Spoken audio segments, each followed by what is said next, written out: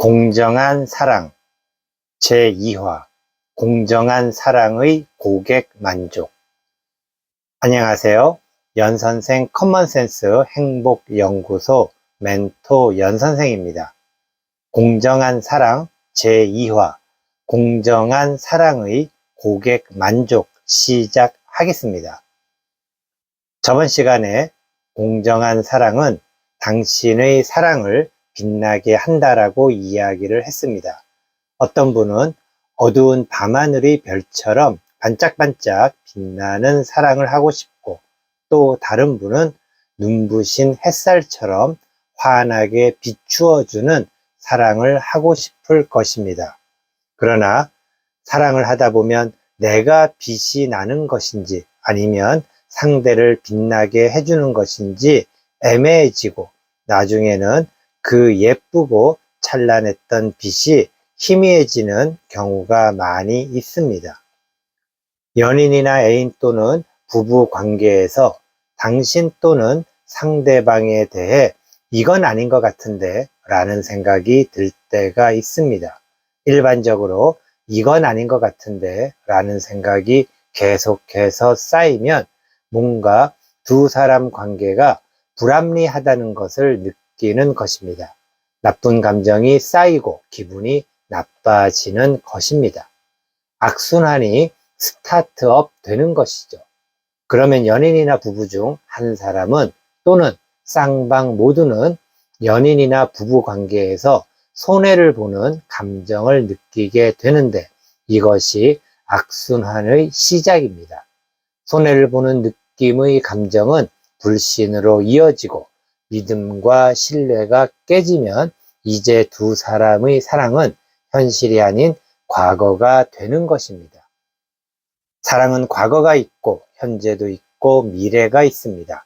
과거의 사랑은 지나간 것이기에 추억 또는 아쉬움으로 남는 것이겠지요. 미래의 사랑은 긍정일 수도 부정일 수도 아니면 잘 모르겠다일 수도 있습니다. 현재 진행형인 연인이나 부부에게 가장 중요한 사랑의 시점은 언제일까요? 이미 지나간 것도 아닌, 그리고 앞으로 어찌 될지 모르는 미래보다 현재의 사랑이 중요하지 않을까요? 지금 현재 당신이 연인이나 부부관계로서 상대방을 사랑하고 있다면 그 사람에 대해 관심이 많다는 것이겠죠?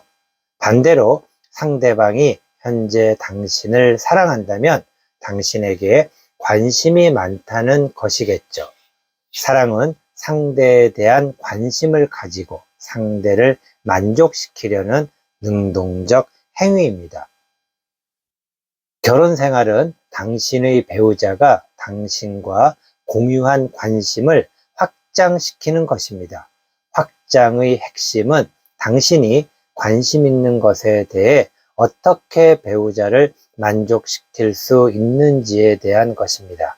그러나 대부분의 부부들은 결혼을 하면 공유 중이던 관심에서조차 멀어지는 경우가 많이 있습니다. 더 안 좋은 경우는 당신과 상대방이 공유할 수 있는 관심거리가 없는데 결혼을 하는 것입니다. 사랑에 대해 다양한 의견이 있지만 대부분의 사람들은 호감으로 사랑을 시작합니다. 호감은 내가 가진 관심을 상대방에게서 찾는 것이기 때문에 사랑에서 중요한 부분입니다. 그리고 호감은 친밀감으로 이어지고, 친밀감은 사랑의 발전으로 이어집니다. 당신의 호감이 상대의 호감을 얻어내려면 당신의 관심을 상대방에게 확장시키고 당신의 관심이 상대에게 만족을 줄 수 있어야 합니다. 오래된 연인이거나 부부 상태라면 서로에게 관심이 있는 관계입니다. 그리고 각자가 관심 있는 것들을 최대한 상대방에게 만족시킬 수 있어야 합니다. 그러기 위해서는 먼저 내가 관심 있는 것이 무엇인지 정리를 해야 합니다. 여기에서 중요한 것은 바로 관심 있는 것에 대한 정리의 기준입니다. 정리 기준에서 우선순위는 당신의 관심이 당신을 향한 관심이어야 합니다. 당신을 향한 관심은 왜? 라는 질문을 통해 당신 스스로의 답변이 객관화가 되어야 하는 것입니다. A양은 평소에 배우 정우성처럼 매너 있고 슈트빨이 있는 사람에게 관심이 있었습니다. 그런 A양은 정말 배우 정우성처럼 매너 있고 슈트빨이 있는 B군을 만나게 되었습니다. A양은 B군에게 급 호감이 되었고 A양은 B군과 사랑에 빠지게 되었습니다. 1년 정도 뜨겁게 연애를 한 그들은 결혼을 하게 되었습니다. A양은 왜 정우성처럼 매너 있고 슈트빨이 있는 사람에게 관심이 있는 걸까요? A양 스스로를 향한 관심은 자존감에 있다고 할 수 있습니다. 그러면 A양은 자신의 관심인 자존감을 B군에게 어떻게 만족을 주었을까요? 추상적 객관화이지만 A양은 B군이 A양을 만날 때 A양이 B군을 만날 때와 같은 자존감이 B군에게 생길 수 있게 해주어야 합니다. 그리고 중요한 것은 결혼 후가 아닌 결혼 전에 B군이 A양과 함께 있는 것에 자존감을 갖는다면 A양과 B군의 결혼은 좋은 시작이라 할 수 있습니다. 그러나 A양은 B군으로 인해 자존감이 생기는데 B군은 A양으로 인해 자존감이 생기지 않는다면 결혼 이후에 사소한 문제에서 갈등이 시작될 수 있습니다. 당신의 관심을 상대방에게 만족시켜 줄 때 상대에게 맞게 만족을 시켜 주어야 합니다. 바로 상대방이 무엇을 좋아하고 무엇을 싫어하는지 알아야 합니다. 참 쉽지가 않죠? 지금 당신의 연인이나 또는 배우자와 사랑하고 행복하게 살기를 원한다면 공정한 사랑의 고객 만족을 이해해야 합니다. 공정한 사랑의 고객 만족을 실천한다면 연인이나 부부관계는 소모적인 논쟁을 피하고 두 사람의 관계는 더욱 발전될 것입니다. 당신의 관심을 배우자에게서 얻을 수 있다는 감정이 배우자에 대한 호감으로 진행됩니다. 그리고 당신의 관심을 배우자에게 만족시켜 줄 수 있다면 연애나 결혼의 첫 단추를 잘 끼우는 것입니다. 이것이 공정한 사랑의 고객 만족입니다. 안타깝게도 많은 연인이나 부부들은 자신의 관심을 자신이 스스로 만족하면서 상대방과 사랑을 합니다. 연인 또는 부부 관계에서 생기는 갈등의 근본적인 원인은 상대방의 사랑에 불만을 느끼기 때문입니다. 당신의 관심을 상대방에게 만족시킬 수 없다면 상대방은 당신의 사랑이 공정하지 못하다고 생각할 것입니다. 자존감에 관심이 많은 A양은 결혼을 하고 집들이를 하게 되었습니다. A양은 시댁 식구들과 집들이는 검소하게 하였으나 친정 식구들과는 화려하게 하였습니다. 그리고 A양의 지인들과는 3차례나 집들이를 했지만 B군의 지인과는 한 차례만 집들이를 했습니다. 왜냐하면 자존감에 관심이 많은 A양은 평소에 자주 만나던 사람들 그리고 앞으로 자주 만나게 될 사람들에게 자신의 관심인 자존감을 세우고 싶었기 때문입니다. 결혼 전에 A양은 자신의 관심을 상대방에게 만족시켜 주는 것을 몰랐습니다. 그리고 결혼 후에는 자신의 관심을 충족시키기 위해 B군의 자존감을 낮추게 되었습니다. 첫 단추를 잘못 끼우고 이제는 둘째 단추까지 잘못 끼우게 되는 것입니다. 결국 마지막 단추까지 끼워야만 첫 단추가 잘못 끼워졌구나를 알게 될 것입니다. 그러면 다시 단추를 다 풀고 처음부터 다시 끼우면 되는데 그것이 그렇게 쉬운 일이 아닙니다. 왜냐하면 당신의 관심을 상대방에게 만족시키지 못하면 다시 첫 단추를 끼운다 해도 반복적으로 잘못 끼울 수밖에 없기 때문입니다. A양은 어떻게 자신의 관심인 자존감을 B군에게 만족을 시켜야 했을까요? 먼저 A양의 자존감이 무엇인지 스스로 객관화를 시킬 필요가 있습니다. 그리고 B군이 자존감에 관심이 있는지 없는지 알아보아야겠지요. B군이 자존감에 관심이 있으면 그 관심 있는 자존감은 어떤 자존감인지 객관적으로 파악을 해야 합니다. 반대로 B군은 자존감에 관심이 없을 수도 있습니다. 만약 B군이 관심 있는 자존감은 의외로 보여지는 외적인 자존감이 아닌 내적인 자존심을 내세우는 자존감일 수도 있습니다. 중요한 것은 A양의 자존감, 구체적으로 함께 있는 배우자가 정우성처럼 매너 있고 슈트빨이 좋아야 한다는 자존감 또는 자부심을 B군에게 만족을 시켜야 한다는 것입니다. 이것은 A양이 B군과 함께 있을 때 B군이 가족이나 지인들에게 A양이 김태희처럼 매너 있고 옷빨이 좋다는 이야기를 들을 수 있게 해야 한다는 것입니다. B군의 자존감에 대한 상태나 환경에 따라 차이는 있겠지만 지속적으로 B군은 A양이 관심이 있는 자존감에 대해 만족할 수 있어야 합니다. 예를 들면 B군의 가족이나 지인들에게 지속적으로 B군이 A양에 대해 자존감이 생기는 이야기를 듣는다면 B군은 A양이 관심 있는 자존감에 만족을 하게 될 것입니다. A양이 관심이 있는 자존감을 B군에게도 자존감으로 만족을 시켜주는 것이 공정한 사랑의 고객 만족입니다.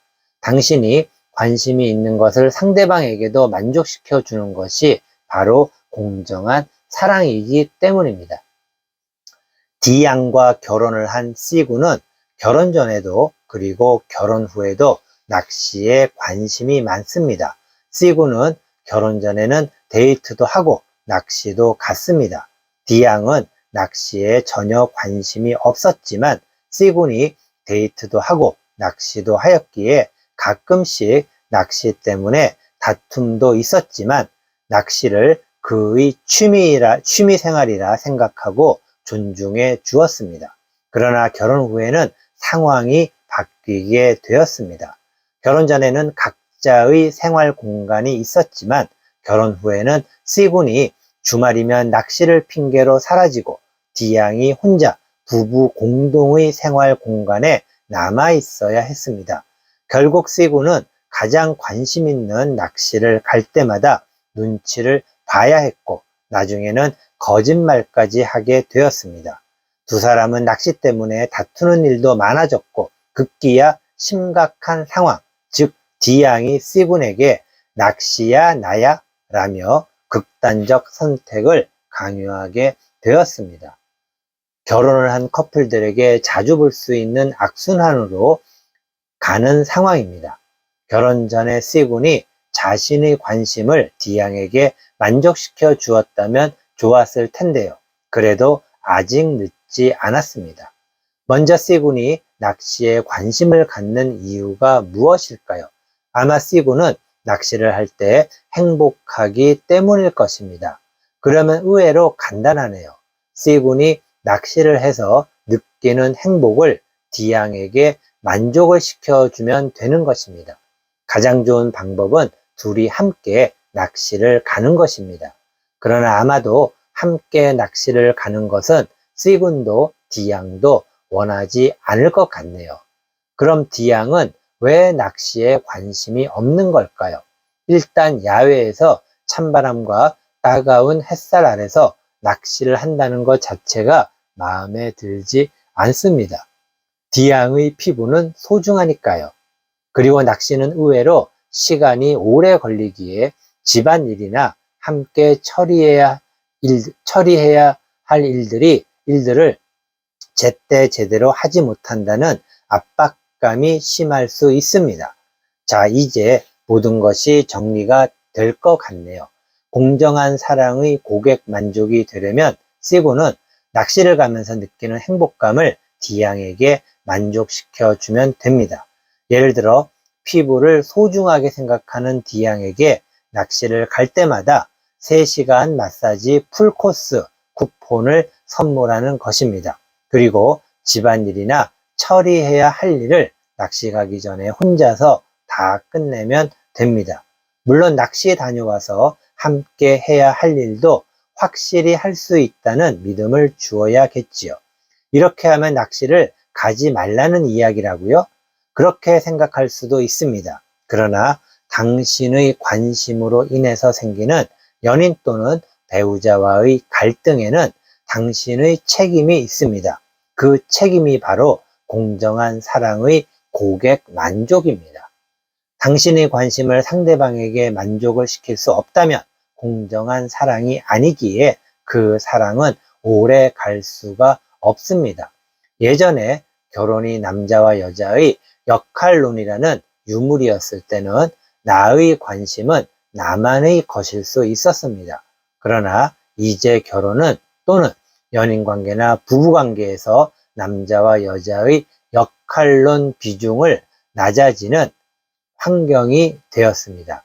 대신에 정서적 공유가 변화하는 역할론을 대체하는 것이 꼭 필요합니다.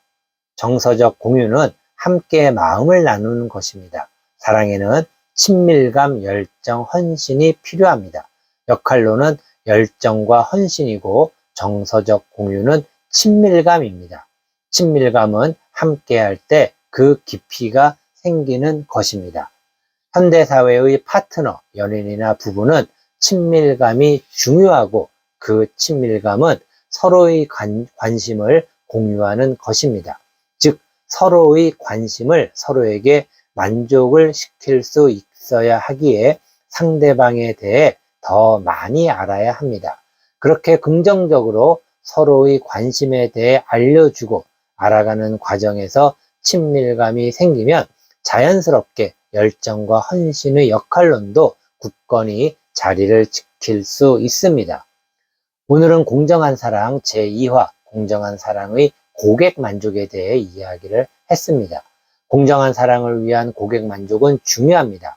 당신의 관심이 상대방에게 고객 만족이 되지 않으면 아무리 당신이 잘났어도 상대방에게 배려도 인정도 받을 수 없습니다.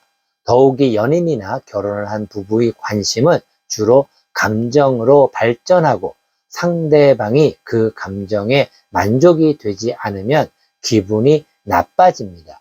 상대방의 기분이 나빠지면 친밀감이 사라지고 그 다음으로 열정과 헌신이 사라지게 됩니다. 결국 사랑이 사라지는 것입니다. 당신의 사랑이 있을 때 지켜야 합니다.